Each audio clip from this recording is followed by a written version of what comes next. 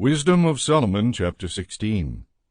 Therefore those people were deservedly punished through such creatures, and were tormented by a multitude of animals. Instead of this punishment you showed kindness to your people, and you prepared quails to eat, a delicacy to satisfy the desire of appetite, in order that those people, when they desired food, might lose the least remnant of appetite, because of the odious creatures sent to them, while your people, after suffering want a short time, might partake of delicacies. For it was necessary that upon those oppressors inescapable want should come, while to these others it was merely shown how their enemies were being tormented.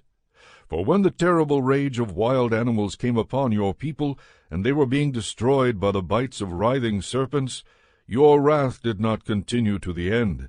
They were troubled for a little while as a warning, and received a symbol of deliverance to remind them of your law's command. For the one who turned toward it was saved, not by the thing that was beheld, but by you, the Savior of all. And by this also you convinced our enemies, that it is you who deliver from every evil. For they were killed by the bites of locusts and flies, and no healing was found for them, because they deserved to be punished by such things. But your children were not conquered even by the fangs of venomous serpents, for your mercy came to their help and healed them. To remind them of your oracles they were bitten, and then were quickly delivered, so that they would not fall into deep forgetfulness, and become unresponsive to your kindness. For neither herb nor poultice cured them, but it was your word, O Lord, that heals all people. For you have power over life and death. You lead mortals down to the gates of Hades and back again. A person in wickedness kills another, but cannot bring back the departed spirit, or set free the imprisoned soul. To escape from your hand is impossible, for the ungodly, refusing to know you, were flogged by the strength of your arm, pursued by unusual rains and hail and relentless storms, and utterly consumed by fire. For, most incredible of all, in water, which quenches all things, the fire had still greater effect, for the universe defends the righteous. At one time the flame was restrained, so that it might not consume the creatures sent against the ungodly, but that, seeing this, they might know that they were being pursued by the judgment of God. And at another time, even in the midst of water, it burned more intensely than fire, to destroy the crops of the unrighteous land.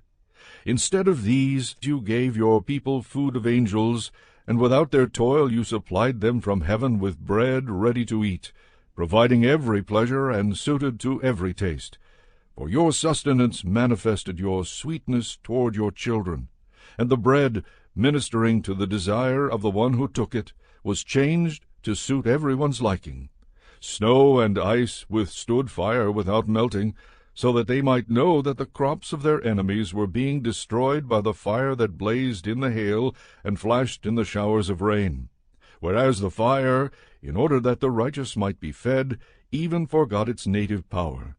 For creation, serving you who made it, exerts itself to punish the unrighteous, and in kindness relaxes on behalf of those who trust in you.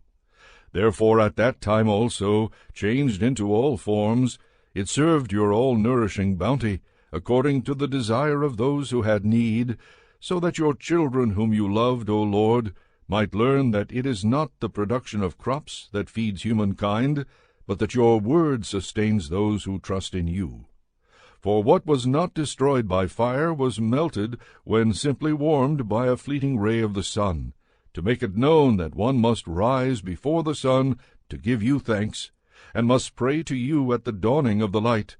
For the hope of an ungrateful person will melt like wintry frost, and flow away like waste water.